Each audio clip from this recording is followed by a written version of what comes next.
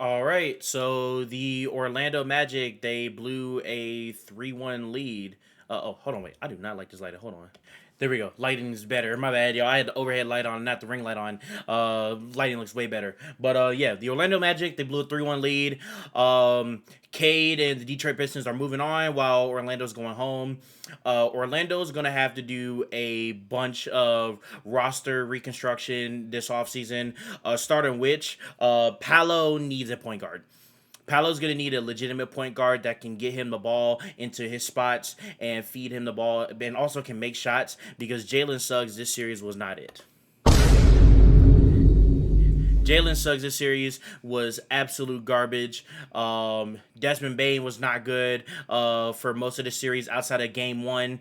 Paolo has had multiple points where he's been up and down this series as well. But we're gonna give a lot of credit to Detroit Pistons. They were down 3-1, and there was early on in Game 6 where we thought that the game was over, and they went on that run. It was the craziest thing. I was gonna make a video on it, and I completely just didn't do it, and that's on me. But Orlando had missed like 23 or 24 straight shots. After they had 72 points, they had missed like 23 or 24 straight shots. It was the wildest thing ever. Like it's the craziest game in NBA history. Like it's worse than the Rockets shooting missing 27 straight threes. Like the thing that Orlando, like they missed from everywhere. Like that was the craziest game ever. And I don't want to spend too much time on that game, but that game 1000% changed the tide of this series, because if Orlando is able to make some shots in the second half, we're more than likely talking about Orlando waiting on the winner of Cleveland and Toronto, which Cleveland and Toronto, they play in about an hour from now at the time of recording this.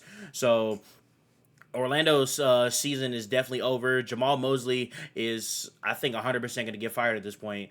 You had heard the rumors all year that people were not happy with how he did the job, but it looked like at a certain point when they went up 3-1 that his job might be saved, and it's all but certain now after a blown 3-1 lead and that Game 6 performance that he's almost certainly getting fired at this point. They're gonna have to do a lot of roster reconstruction too. They gave up what 4 or 5 first round picks for Desmond Bane. Like,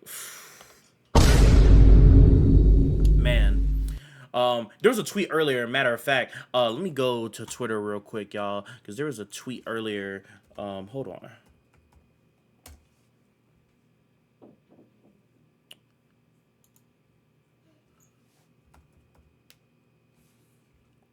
Okay, I found it. It's from my guy. It's from my guy John Rivers. I had seen this tweet earlier and I couldn't believe it. And this was still like in the middle of the game. Hold on, let me bring it up here. Look at this tweet. So let me move my camera a little bit. So Desmond Bane was shooting 16 for 49 from inside the arc. And again, this post was 2 hours ago. Now, like I don't even know. I don't even remember him shooting anything else inside of the arc. After this tweet, but this was when he was shooting inside of the arc. Like 16 for 49 from the entire series. That gets you killed. And this is your, like, because the Franz has been out, I think, since game what, 2, 3. I forgot which game Franz got hurt, but Franz has been out the rest of the series. But you're 16 for 49 from the arc, and then he probably went worse, is unacceptable. Cannot happen in a playoff series. That's like, it's literally inexcusable. That's absolutely terrible. That's not something you can do at all. That's really really bad, and that definitely costed them their season. Something I want to give props to, man. I want to give props to Cade. My boy Nico quoted this thing from Cade. But let's just bring up Cade's stuff real quick. I'm also gonna switch it back over as well. So for the moment they were down 3-1, they had the war in game 5 between him and Paolo, where they both had 45 each. So Cade 45, 13 to 23 from the field and made 5 threes. Then in that game where they were down 24 in the first half, and it looked like Orlando was going to run away with the game, Cade had 32 and made most of his rebounds, 10 rebounds as well, a double-double. And then tonight, I think actually he had more than this. I got the stats pulled up here. I'm pretty sure he had. I swear, did he have more than 28? I thought he had. Yeah, Cade actually had 32. So I think like at the time this was tweeted, like the game wasn't over yet. But yeah, Cade ended up with 32. He had the most on the team.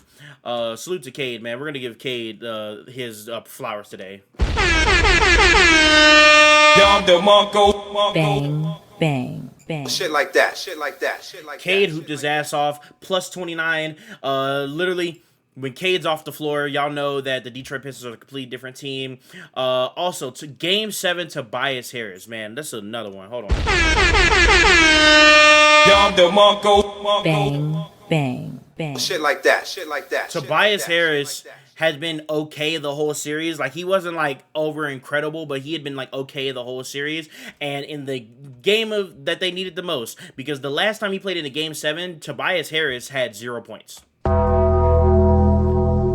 That's literally the last time he played a Game 7. He was with the 76ers, and he had 0 points. And in the game of his life, he had 30 points and 9 rebounds. Tobias, 5 threes as well, hooping his ass off. Shout out to Tobias. Duncan Robinson shot terrible this game, but it didn't end up matter because they got stuff from Cade. Dennis came off the bench and had hit a couple threes. He had a 3 at the end of the third quarter. It looked like Orlando had started to gain a little bit of momentum, where it was like if the score had held, it would have been 16 points going into the fourth, and Paolo and them, they could have started trying to chip away at the lead, but Dennis had made a 3 over Mo Wagner and, was it Jalen Suggs? I think it was Mo and Jalen. I got it. Let's bring this up real quick, because I got it over here. Where is it at? So here, hold on. Yep, here it is. Let's bring back a couple seconds. Jenkins looking. Jenkins puts it up. Over Javon Carter. And here it is. Yep. Oh, my bad. Up at the buzzer. It's good! A three-pointer at the buzzer! Literally, Orlando was doing their thing. And then look at this. Like, start of the fourth quarter, very obvious. Outscored 63-42. That's just going to lose you games, man. It's just going to lose you games. You're just going to lose games like that. It was basically, there was at a certain point, here, I'll bring it up. From the end of it was the end of the second quarter, because the game started off, Paolo was hooping his ass off. Paolo, I think, I went like 4 for 4 to start off. Paolo had the first quarter, I think in the first half, Paolo had like 25, I think, if I'm not mistaken. Let me confirm that really quick. How much did Paolo have at the end of the first half? Hold on. Paolo. Where was it? Let me see. Where was his last points at? Paolo had 21. So Paolo, at the end of the first half, Paolo had 21 points. Paolo was hooping his ass off. But yeah, there's just a run here, right? So from here, so there's 3 minutes left in the game, right? It's a 2-point game. Cade had just made 2 free throws, and the Paolo hits a jumper to get 21 points. From the 3-minute mark of the game, the Detroit Pistons, they go on a, let me see, this is a, because it's a tie game here. They go on a 15-4 run to end the half. 15-4 run, man. Like, it's a bunch of stuff that goes on. Tobias Harris hits the 3. Tobias gets a layup and 1. Tobias gets another shot. Tobias, oh my God, it was literally the Tobias show ending this third quarter. I'm gonna show you guys too, because like not third quarter, second quarter, because literally this changed the tide of the game right here. Like, these all changed the tide. Let me show you guys this real quick, because this changed the tide. It's a three-pointer, Tobias Harris. Here, that 45-point game. Harris drills a 3. Like you see, tie game, 2 minutes 30 seconds left. Tobias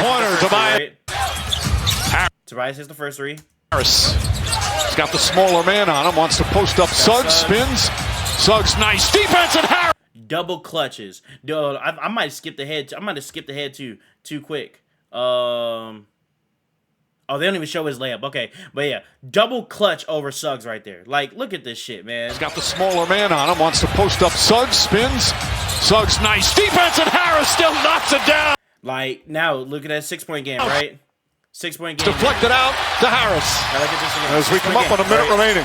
First half. This is a big 1 minute for both teams. Harris for 3. Man, just Like, it's just really, really bad. Robinson fakes, Yeah, here we go. drives. Duncan Robinson off the glass, banks it home. Literally, the game right here, this is where I felt that Orlando had lost the game right here. I had seen... Pretty much from that point, that's where I felt Orlando lost the game, this run right here. Because, again, you're having Paolo hooping his ass off with no help. Nobody else is giving him any production. Paolo's the only person in double figures at this point. But he's keeping the Magic in the game. And this run right here, this run, that 15-4 run to end the half, that's pretty much where I felt that Orlando had lost the game from here. Because nobody else on Orlando was scoring. They were taking a bunch of bad shots.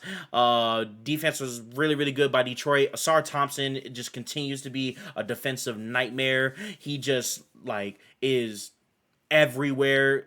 Like, you're not getting easy shit off on Asar. Asar is literally playing, like, out of his mind right now. And yeah, pretty much from that point, Orlando, they tried their best. Paolo ended up with, 38 points, I believe. He was like, 2 shine for 40? Let me confirm that. Yeah, Paolo ended up with 38 points, 9 rebounds, 6 assists. He had the most assists on his team. He's playing point guard today. And Jalen Suggs, man. Yeah, I don't know what they're going to do in the offseason. I think they're going to have to do a lot of changes. Anthony Black didn't play well today at all. Jalen Suggs continues to struggle shooting the ball. They didn't have what's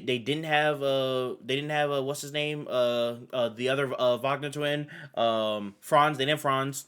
So they might use that as their little idea, being like, hey, we didn't have Franz playing, but Franz and Paolo have always been kind of this weird, wonky fit that never really fit the best together anyway with how both of their play styles are. So I feel like they're gonna have to make a decision this off season. I don't think they're gonna get rid of Paolo. I think they keep Paolo. They might not even get rid of Franz too, but I think within the next year or two, we're gonna see more than likely that pairing split up, unless like they get a point guard that like merges everything together. If they get a point guard that can run the show, and both of them and can get both of them the ball in their spots and everything fits, then maybe they don't split the duo up. But I see within the next like year or two, I can definitely foresee that one of those two is going to get shipped off, and it's more than likely not going to be the #1 overall pick. It's more than likely, I would suspect, it's going to be Franz who's going to get shipped off there. Jalen Suggs, I ain't gonna lie, Jalen Suggs has to go this offseason. I think you're going to have to make a decision on Suggs, and Suggs is going to have to go. You already traded away Cole Anthony. Cole Anthony's been gone. You guys already let go of Markelle Fultz as well. And Jalen Suggs and Anthony Black are pretty much your 2 point guards right now, and you're going to make a decision for the future. Jalen Suggs, I think, is a nice piece for, like, playing defense, but when it comes to everything else that you need, like stuff like making, shots, right? Like when it comes to, hey, shot making and all that other stuff, I just don't think that Jalen Suggs has the goods. Just not a big believer. And then you traded all them picks for Desmond Bane. Man, hold on. Let me confirm how many picks was traded for this. Hold on. Desmond Bane trade. Hold on. Trade details. Let me bring this shit up real quick. 4 unprotected first-round picks and a pick swap. So 5 first-round picks. Absolutely unbelievable, man. Absolutely unbelievable. Yeah, man. They're gonna have to see. Yeah, man. That's a highway. That's like so bad, dude. That's literally so bad. Like they did all them picks and that ended up happening. Orlando, it's in a dark spot, y'all. Y'all gotta make a lot of decisions in the offseason.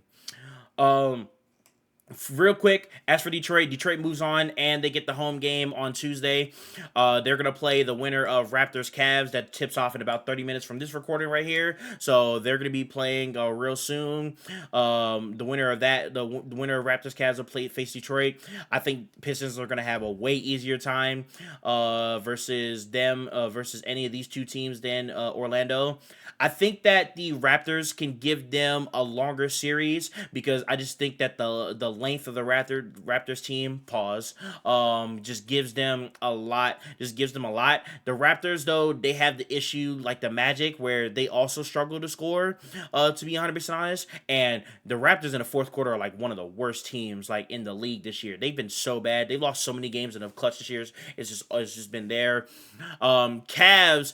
While I would have said I thought the Cavs can give them a series, the problem with the Cavs is that the Donovan Mitchell has been awful this entire playoffs.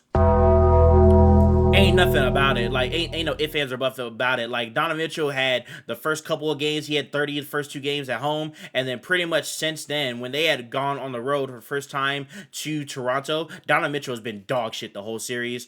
James Harden has been his mixture, his usual bag of, like, pretty good to very, very bad the whole series. Mobley and Jared Allen have not had much impact games either.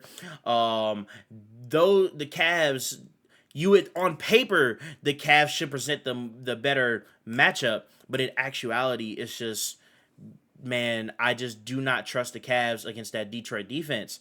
Yes, I understand that you need somebody to rely on for scoring for Detroit, and you're not going to expect Tobias Harris to get 30 every single game. It's just not going to happen. It's not realistic, but Detroit just has so many good defenders and wings all around the court that I just don't see, unless Donovan Mitchell is on a microwave, I just don't see that series with the Cavs lasting any longer than like maybe 5.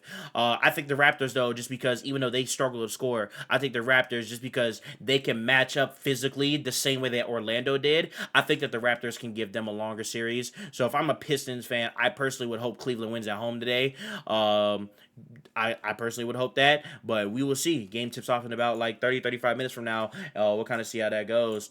But yeah, y'all, Orlando blows a 3-1 lead. Pistons move on. The NBA playoffs, man. Wow.